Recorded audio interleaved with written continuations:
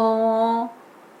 일단 한마디로 설명을 드리면 이혼은 유전되지 않습니다. 그러나 유전되는 것처럼 여겨진 이유는 되게 오시는 내담자들 중에서도 제가 지금 이혼을 고민하고 있는데요. 쉽게 결정을 못 내린 이유는 저희 부모님도 10년 차 이혼하셨거든요. 근데 저도 지금 딱 결혼 10년 차인데 내가 지금 이혼을 하면 주변에서 어머 부모도 이혼하더니 또 뭐 딸도 이혼하네 또 아들도 이혼하네 이런 얘기를 좀 들을까봐 되게 이혼을 망설이고 있어요 라고 하시는 경우가 많고, 되게 저도 이혼을 했는데 제 부모님도 이혼을 했다, 뭐 저도 이혼을 했는데 제 뭐 남동생도 이혼을 했어요 라는 보고를 하시는 경우가 되게 많이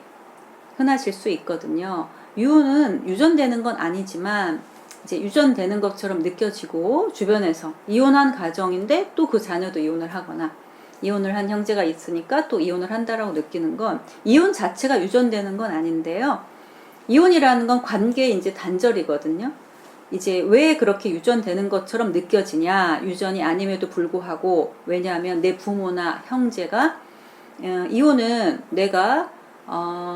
다른 사람과 나 아닌 다른 사람과 하나의 가족이 돼서 가족 관계를 유지하는 거잖아요. 그런데 그 관계가 유지되기 어렵다라는 건 내 부모가 내 형제가 우리가 함께 지내면서 서로 관계하는 방법,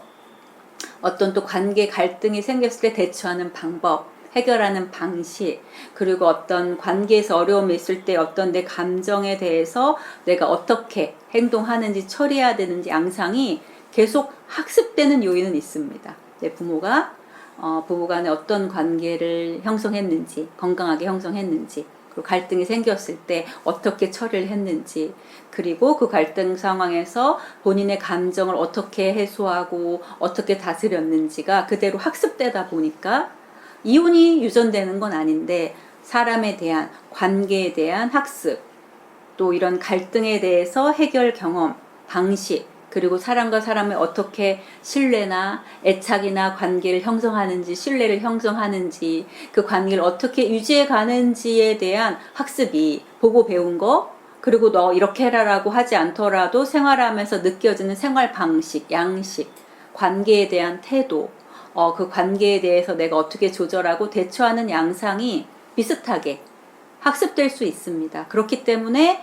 나는 원치 않았지만 어떤 내 부모와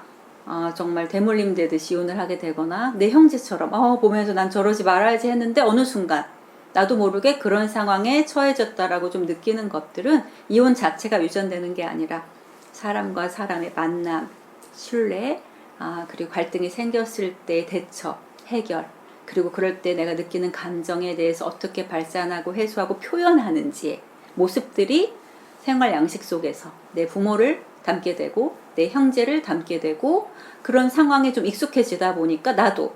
이제 살면서 이런 갈등 상황이나 예기치 않은 상황을 직면했을 때 그거를 받아들이고 내가 어떻게 감정을 표현하고 처리하고 행동하는지, 그 관계에 대해서, 그 대상에 대해서 어떤 마음으로 또 대하고 해결해 가는지에 대한 모습들을 담게 되고 학습하게 되고 하다 보니까 유사한 모습이 닮아질 수는 있습니다. 그래서 이혼을 하게 되거나 이혼 결정을 하게 되는데 영향을 미칠 수는 있지만 이혼 자체가 유전된다라고 볼 수는 없습니다.